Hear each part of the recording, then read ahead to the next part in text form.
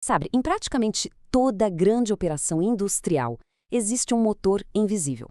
E hoje, a gente vai investigar um deles. A correia transportadora. Pode não parecer a coisa mais empolgante do mundo, mas ela é uma verdadeira heroína anônima, movendo toneladas de material sem parar. O problema é que, quando ela falha, o estrago pode ser gigantesco. Então, vamos mergulhar nessa história de detetive industrial para descobrir como prever e evitar a próxima grande falha. Bom, esse aqui é o nosso roteiro de investigação. Primeiro, vamos entender por que essa máquina é tão crucial. Depois, a gente vai dissecar a anatomia dela, identificar os culpados mais comuns por trás das falhas, aprender a prever o que eles vão fazer e, no final, montar um plano para neutralizar os riscos mais perigosos. Vamos lá. Primeiro passo da nossa análise: entender o cenário. Porque uma única correia transportadora pode ser tão, mas tão crítica para a operação inteira. Pensa nela como se fosse a artéria principal da mena. É um equipamento que foi feito para ser bruto, para aguentar o tranco e funcionar 24 horas por dia, 7 dias por semana, levando o material que é a alma do negócio. Se ela para, absolutamente tudo para junto. Simples assim. E uma parada que não estava no script é muito mais do que só um incômodo. A gente está falando de custos altíssimos, tanto para consertar o que quebrou, quanto pela produção que deixou de acontecer. E o mais importante de tudo, falhas podem criar riscos de segurança muito, muito sérios para todo mundo que trabalha ali. Então, o que está em jogo é realmente enorme. Agora que a gente já entendeu a importância da coisa, vamos para a segunda fase da investigação, um exame interno da máquina. Para achar a falha, a gente precisa primeiro conhecer a anatomia do sistema. Essa aqui é basicamente a planta baixa do nosso sistema. Parece complexo, né? Mas na verdade é uma combinação de várias partes que trabalham juntas, em harmonia. Desde os tambores que ficam nas pontas e fazem tudo se mover, até os roletinhos que sustentam a correia por todo o caminho. Vamos focar nas peças mais críticas, aquelas que a gente precisa ficar de olho. E aqui nós temos dois protagonistas. De um lado, a correia, que é a parte mais visível da operação, mas que apanha o tempo todo do ambiente abrasivo. Do outro, os tambores, que são os músculos do sistema, responsáveis por botar tudo para rodar. E claro, cada um deles tem seus próprios pontos fracos. Agora, o que é realmente interessante aqui é como uma peça que parece tão simples como um rolete pode ser tão perigosa. A função dele é básica, só suportar a correia.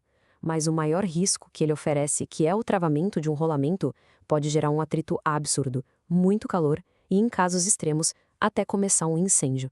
É um componente pequeno com potencial de estrago gigante. Ok, agora que a gente já conhece a anatomia, vamos para o trabalho de detetive de verdade.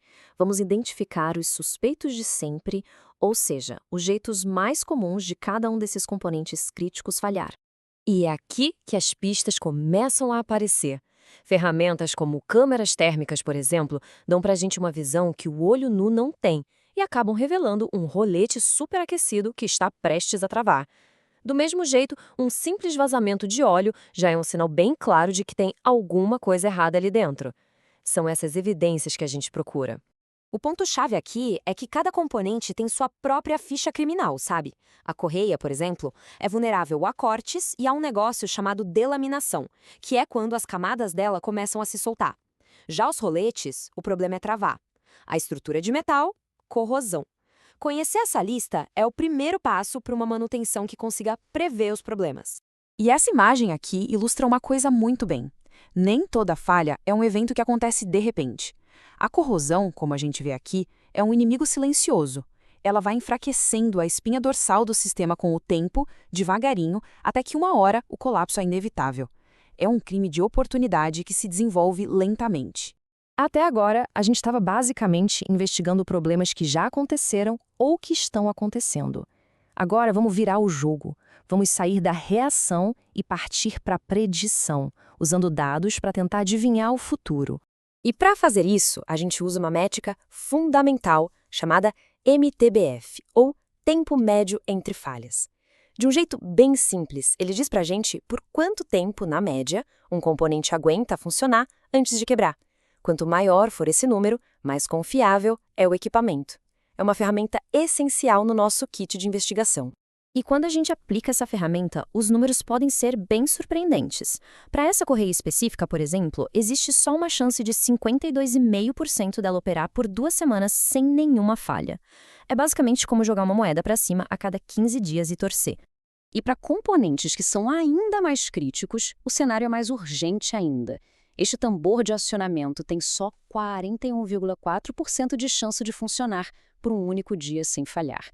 Isso mostra como a confiabilidade pode despencar e exigir um monitoramento constante. Certo! A gente já tem as pistas, os suspeitos e a análise dos dados. Agora vem o ato final. Como a gente pega toda essa informação e transforma num plano de ação que realmente funcione? Vamos para a solução. A grande questão é essa, né? Com dezenas de possíveis pontos de falha, é simplesmente impossível consertar tudo de uma vez. Então, como é que a gente decide o que atacar primeiro? Precisamos de um jeito de priorizar. A resposta está em um método bem sistemático, o FMK. O nome parece complicado, mas ele ajuda a calcular uma nota de risco para cada falha, fazendo 3 perguntas bem simples. O quão grave é o estrago se isso acontecer? Com que frequência isso costuma acontecer? E, por fim, o quão fácil é perceber que o problema está vindo. A gente multiplica as notas e chega no número de prioridade de risco. E aqui está o nosso relatório final. A tabela mostra de forma bem clara quais são as nossas prioridades. A correia com a maior pontuação de todas é o risco número 1. Logo depois vem a estrutura. O redutor, por exemplo, precisa de checklists para vazamentos e para o torque, que é basicamente a força de rotação do motor. Isso aqui não é mais achismo, é um plano de ação claro, totalmente guiado por dados. No final das contas, tudo se resume a essa ideia poderosa. O segredo não é tentar impedir todas as falhas, o que é impossível. O segredo é identificar e neutralizar as mais críticas primeiro. Isso transforma a manutenção, que era um jogo de apagar incêndio, em uma estratégia inteligente e preditiva. E isso nos deixa com a pergunta final. Quantos outros motores invisíveis no nosso dia a dia poderiam ser otimizados com essa mesma lógica de investigação?